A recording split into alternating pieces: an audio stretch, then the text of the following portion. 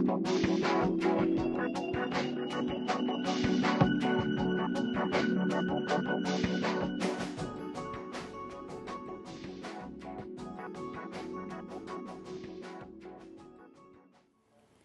I think it's a mixed story. We're quite excited as a bank that the strategy we've deployed over the last 3 years is starting to bear fruit. And one of the things we were very focused on, myself and my team, was really diversifying out our revenue base and getting into new revenue streams. Because one of the challenges of the bank was that the revenue was not growing fast enough. So we set up an SME business. We got into new areas within corporate banking and retail banking. We set up a brokerage business, an investment banking business, and then bank assurance. So what we're starting to see is really the revenues are starting to gather momentum. Now, partly that was clouded when you look at the total revenue growth. It only comes in at about 8%, but that's because largely of the impact of the interest rate cap for 1 quarter, for 3.5 months or so. So we're quite encouraged on the revenue side. On the cost side, we continue to focus on keeping our costs under control, and we're really doing 2 things. We're investing in automation to take out costs in the longer run, because if we can have straight-through processing, number one, it's more efficient, and number 2, it also gives you a better customer experience. So we've been investing a lot in our infrastructure. We've changed all our ATMs. We've changed every single PC. Most of the servers are almost completely done, all the routers, and that's important because it will allow us to compete in a different way going forward. I think our challenge in our financials this year has been on the impairment side.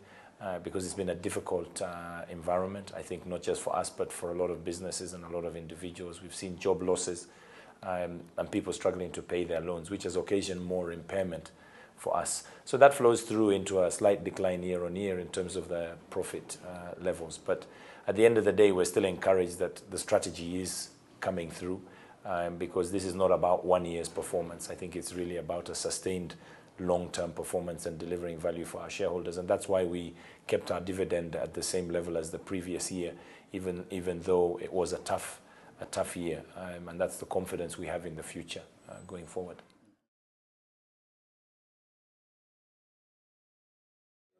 Yeah, I mean, I guess we'll start seeing the full effects of the cap on an annualized basis. I mean, I think people have only seen 1 quarter's cap in the 2016 numbers.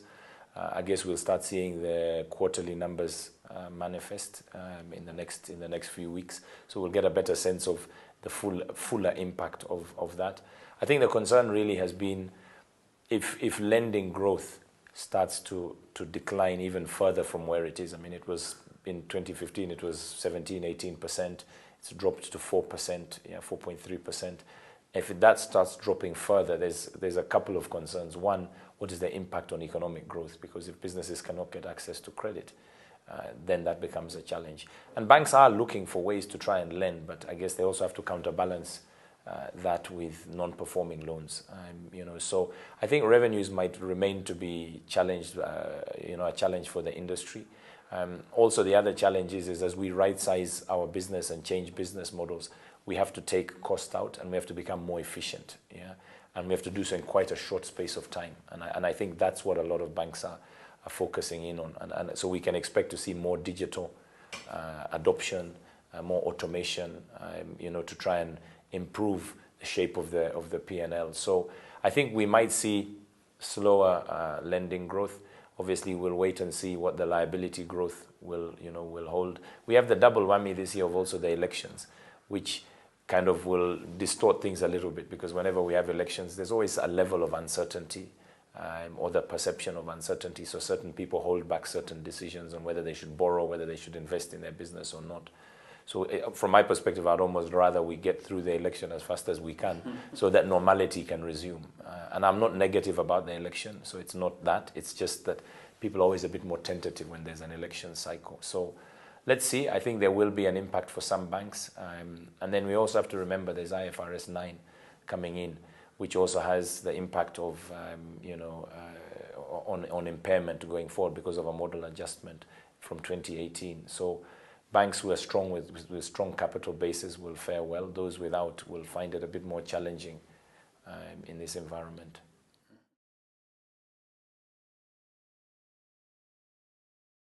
I mean, there was a lot of excitement because at the end of the day, people also want investments that also will give them natural hedges against some of the movements that are going on in the global markets. And I think gold is one of those. So for us, what we keep wanting to do is to innovate in this market. Yeah, we want to bring new things here. We want to participate along with people like CMA and NSC to bring new products to the market, because the more we can develop the market, the more opportunities there are. So new gold ETF was received with a lot of excitement.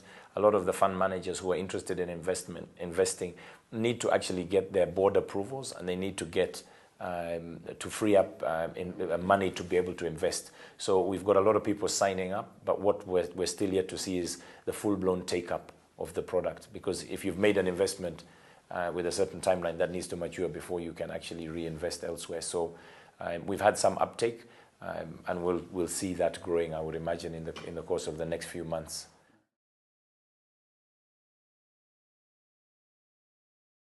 Yeah, absolutely. I mean, I think the digital frontier is going to be the frontier where the battles are going to be fought. So if you ask me, if you're not in the digital or mobile internet kind of sphere, you're not going to be relevant to your customers. So we look at digital on multiple fronts. Digital is in terms of what products can you offer digitally. So what do you offer on your mobile? What do you offer on your internet? But then there's also what can you use automation for to be more efficient. So I've talked about straight-through processing. We are looking at digital to ask ourselves, how can we replace paper with digital channels? Yeah, so there's a lot of paper that moves around a branch. So one of the things we've invested in right now is we've made our branches paperless. So when you walk in, before you used to have to fill a deposit slip, to deposit money. Now you go straight to the counter, hand the money to the teller, and you'll sign on a digital pad. And then all you'll do is you'll get the receipt. Yeah, so that takes out a lot of paper, which is good for the environment, and it's also easier for us. You avoid a lot of waste in terms of those printed forms. Plus, it's a better customer experience. So we're investing significantly in digital. What we've had to do over the years is invest in the core foundation infrastructure. I talked about PCs, I talk about servers, because if you don't have those, you can't invest in the next generation of mobile products. So we've developed a lot of digital and mobile products. We were the first to launch a product called Cash Send, which allowed you to send money to any mobile and go and withdraw the money from either our agent network or our ATM. So it didn't matter whether you're a customer or not, you could actually do that.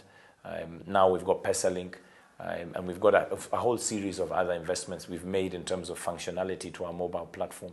But also even to our internet platform, the look and feel and customer experience, navigating yourself through the platform is also equally important. It's not just about saying, I can do this online. The question is it intuitive? Is it easy to be able to understand? And does the customer feel confident? So we are investing significantly in that. We'll be doing even more investments in the mobile lending space. So watch this space, you'll see in the near future.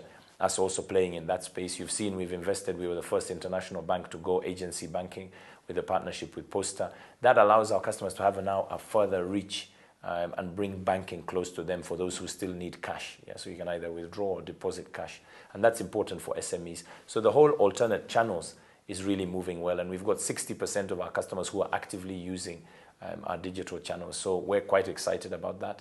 I think our challenge now is, how do we manage the cash that is still in circulation? Because that still needs to be managed on a day-to-day basis and is expensive to manage. So I think that's the next frontier that we need to look at.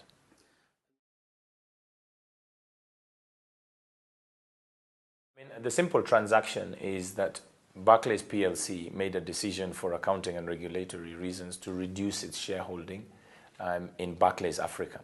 Now, the company is Barclays Africa Group Limited, and that owns all the businesses across Africa. It owns Kenya, the Barclays Bank Kenya, 68.5% shareholding. It owns ABSA in South Africa, and it owns 10 countries in total.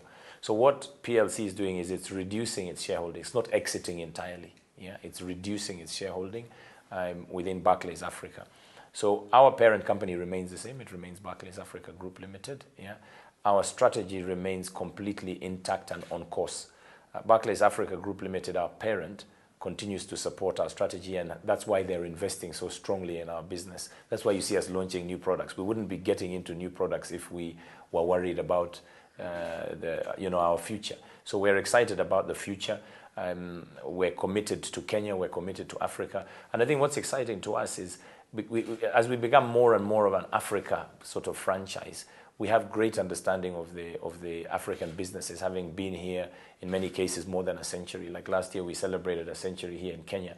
And I always remind people, we are a Kenyan business. We have 66,000 Kenyan shareholders, yeah, that are operating in this market and have invested in us. We are focused on giving them a good return going forward. We're well capitalized, we're liquid, our strategy is very much on course. So as the transaction proceeds, we'll see how obviously that unfolds, because it's still work in progress. But it really doesn't change the confidence that customers should have in the franchise. Our people are here, systems remain strong, we are a strong bank, and we're looking forward to growth in the future.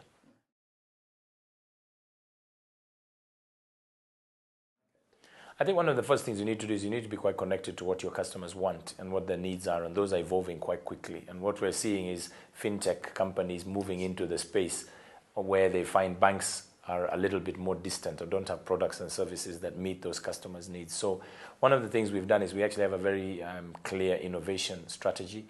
As part of the global and regional approach, we have an approach which we call Rises, which we have innovation hubs in different markets. So we have them in London, New York, Palo Alto, Israel, and Cape Town.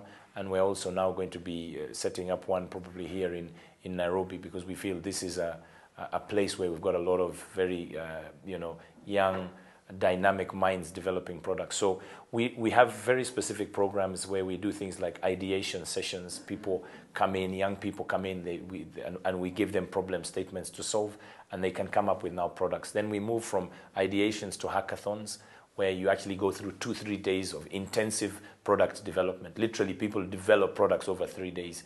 And then we go through competitions where we narrow down maybe from 100 or 200 people, we narrow down to maybe 10 ideas. Then from there, those 10 we now start investing more money in, more time with, to take them to a proof of concept, where we actually say from an idea it becomes like a prototype. Yeah. Then from there we move from prototype to, is it a commercially viable thing that we can actually scale up? Yeah. Can we integrate it with our systems, to pilot, to launch? So we actually have a very clear process and path. Our challenge is that there's probably more ideas and more products than we can actually land appropriately. So I almost put it like an airport. You've got 1 or 2 runways, which are your main systems, and then you've got all these planes cycling. And those planes are your new ideas. So you have to decide which one do you want to get to land first, which one second, which one third. Yeah. But you also have to get the passengers off the plane. So you have to kind of manage, can people understand the products that we're launching? Do we have enough marketing dollars to support it? So from an innovation, that's from a product side. But like I said earlier, one of the things we do is innovation is not just IT. I think people think innovation is IT. We are looking at innovation, and I'll give you an example. We're looking at robotics as to how to automate processes. So what will happen is robotics will allow us to be a lot more efficient. That will allow us to free up resources who can spend time selling or growing other aspects of our business. We're also looking at things like machine learning, other forms of automation, artificial intelligence in terms of making credit decisions that will be a lot more efficient and faster and more relevant, and can learn from the scenarios that we face on an ongoing basis. We also have process innovation. That's the other thing that we look at. Yeah.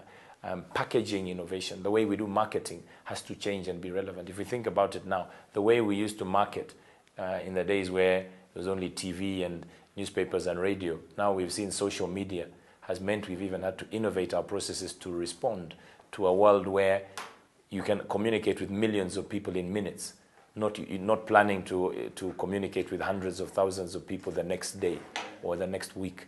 So our whole business, we think about it from an innovative way. What do we need to change to be relevant, to be competitive, and to be efficient? And I think that's what we're focusing in on. And we must change ourselves before we're forced to change ourselves. And I think that's what's exciting. For young people today, I say there's no more an exciting time to be in banking, frankly. You can change the world. What was relevant 20 years ago is not relevant today. Yeah, so we're excited about that future.